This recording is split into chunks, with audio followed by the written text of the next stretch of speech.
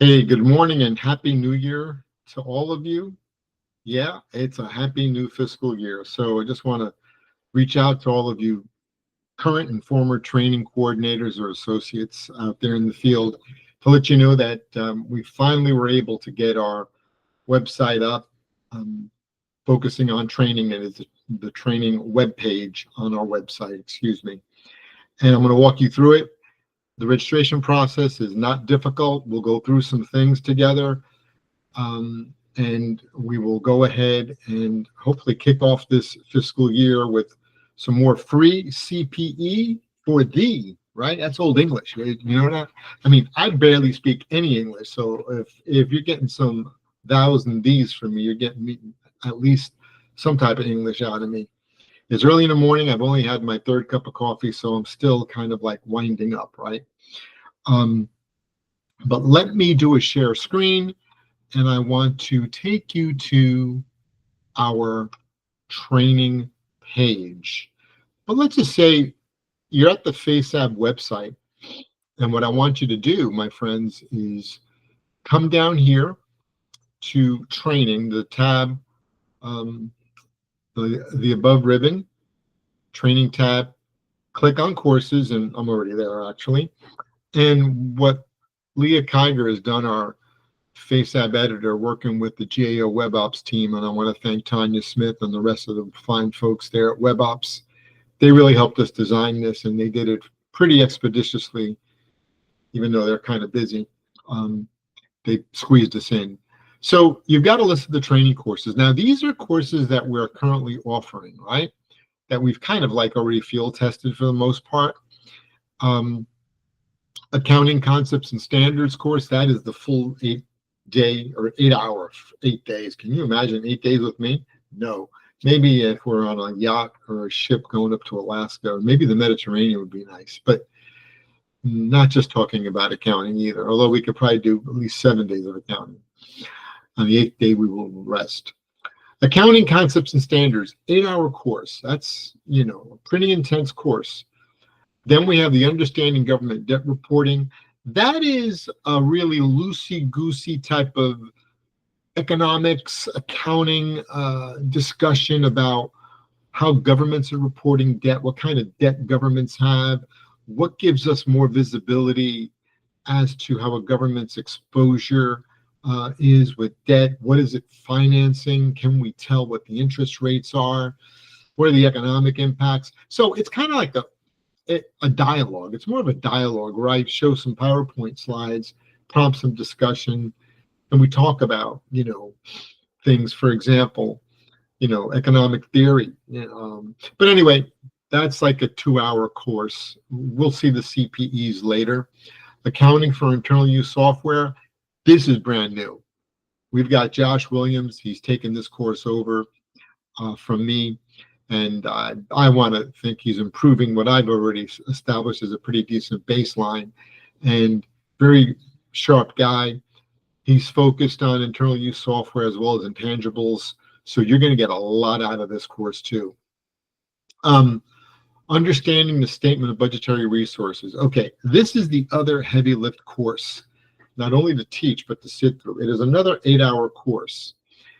And it's not just taught by me. I'm hoping to be able to recruit wonderful colleague Kristen Salzer from the Department of Commerce and Debbie Thomas, who worked, as you know, as an auditor in our profession for many years. And together, the three of us deliver what I think is the statement we all love to hate.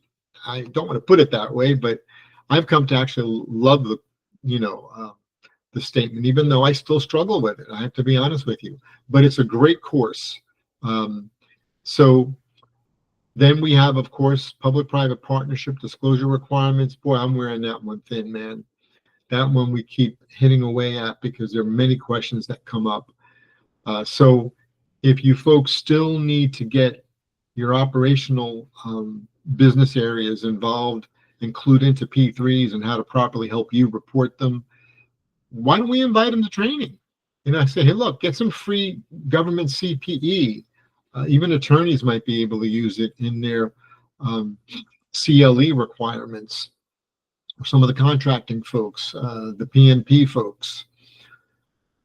Our next course, Federal Accounting for Climate-Related Activities, taught by Robin Gilliam, is a really good course. She's done so much work in this area, climate.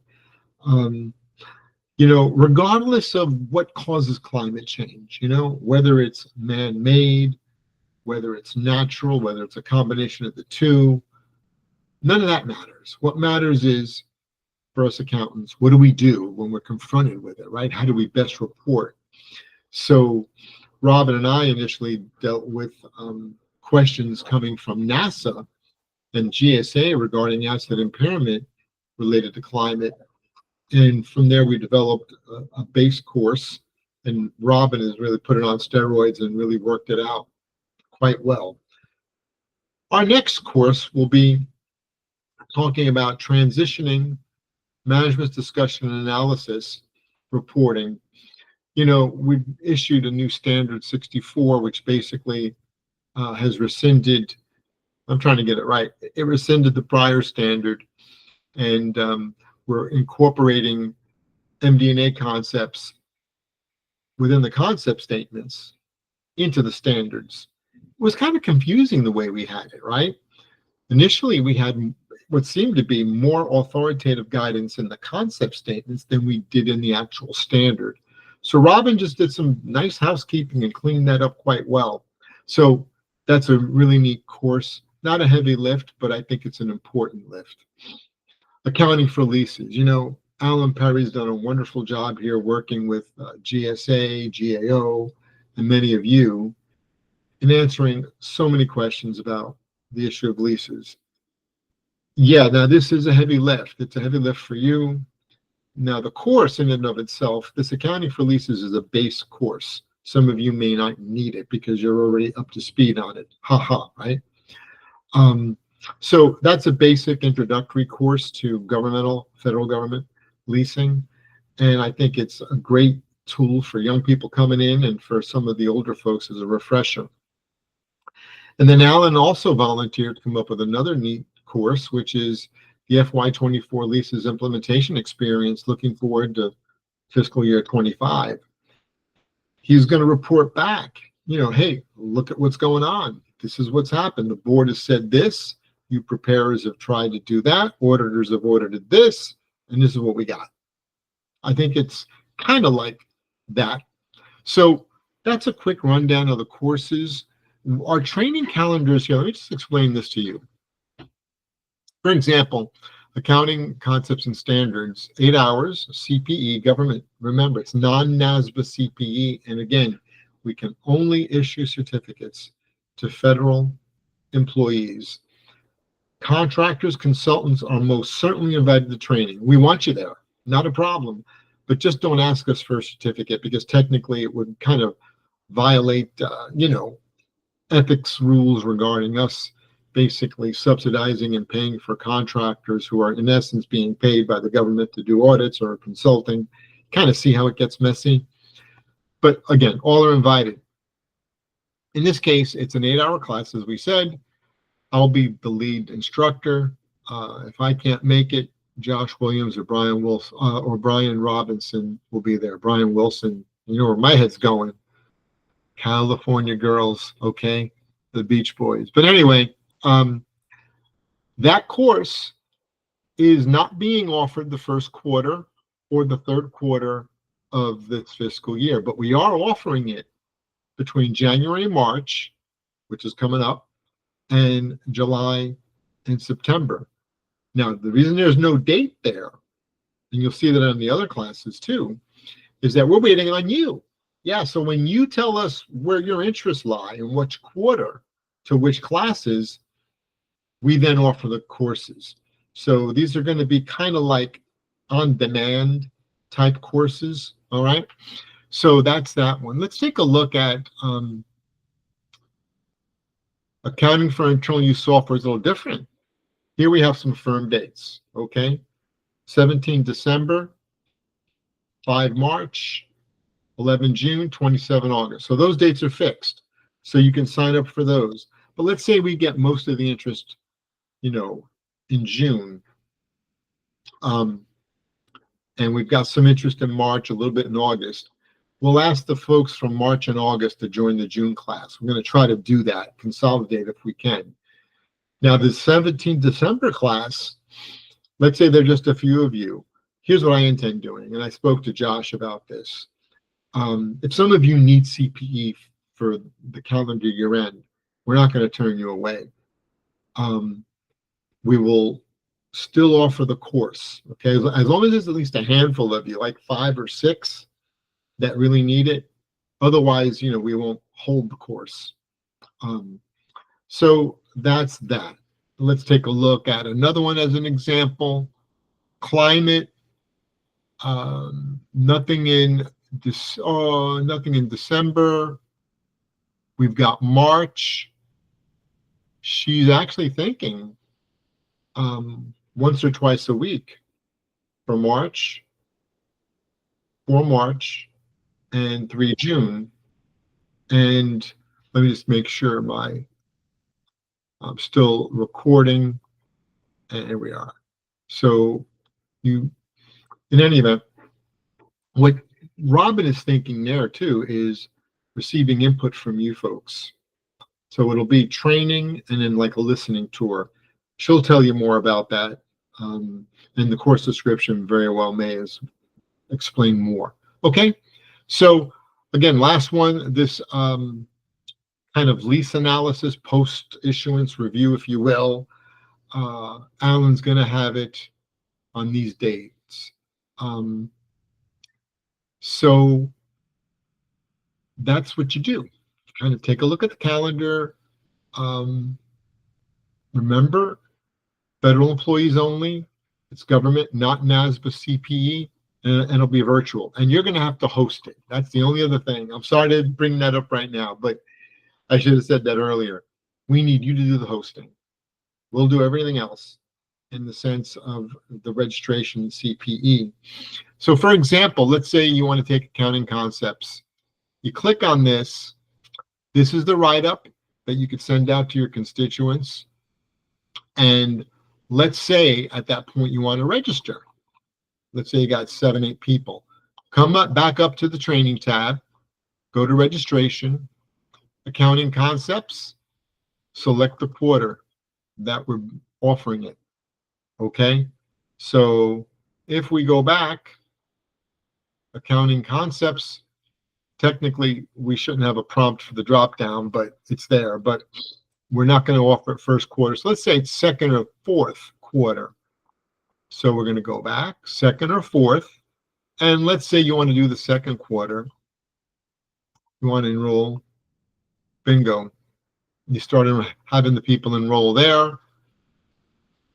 So they'll individually put their enrollment information here, their personal email, where they're working, and then the agency point of contact. And that very well might be you or someone else at the agency who'll be hosting the meeting. That's what we're hoping for, that the point of contact is a person that would be hosting the meeting, running the platform, checking on the Q&A for us, and the virtual platform. What platform are you going to be using? Like right now I'm using Google Meet. You might want to use Microsoft Teams, Zoom. And then we'll work with you regarding the polling questions and how to monitor the CPE requirements. But basically, this is registration. When they register and they hit the submit button, they're going to receive a welcome email that they registered for the class. We will then get a report. We'll analyze the report, number of registrations, and figure out if we're going to run the class or not, or if we need to consolidate it. And then you'll probably either get a phone call from me or one of the instructors working out those logistics, confirming the agency platform and the virtual meeting logistics, etc. And then we have the meeting. We have the training. We conduct training, as you know. We'll be asking you now if you can automate the polling questions, that'd be great. I think Zoom has that capability, and Microsoft Teams may, where you can launch a poll, and then we know who's answered questions. If not, we're going to ask you to record the meeting, and monitor. What we do is in those cases where we don't have an electronic poll, we ask the attendees to put their answers in the chat box, and then we screen the chat box afterwards with the recording to see who answered the questions and versus who did not, or how many were answered. We want to still have a little integrity regarding the CPE and follow the NASBA requirements, at least in spirit, if we don't follow them in the letter of the law, if you will. But again, we do believe our CPE is Yellow Book compliant, and we hope that you folks will continue to enjoy the benefits from the training, because we get a lot of it too. So once they answer the polling questions, we wrap up the class. They will have a link that we will usually give you at the beginning of the class for them to come back to our survey page. And I'm not sure where that's going to be, but the link will take you to a survey page. Traditional survey, right? Did you like the course? Did the professor do okay? Was the room cold? Should we have served hors d'oeuvres?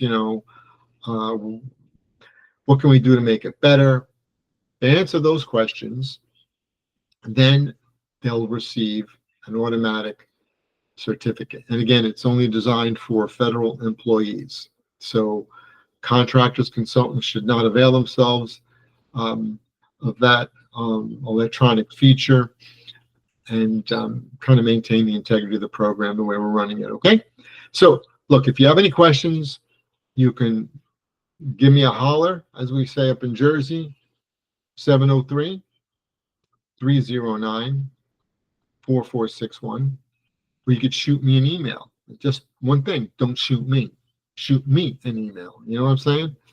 And enjoy the conversion of the wonderful weather. I was going to say springtime. Autumn is beautiful. Enjoy it. And I hope and pray that all is well with all of you and your families. And I want to thank you again for supporting FASAB. And we hope that in some small way we can support you and your agency in improving federal financial management and making things better and better. Okay? With that being said, I am going to bid you farewell. Take it easy. Bye-bye.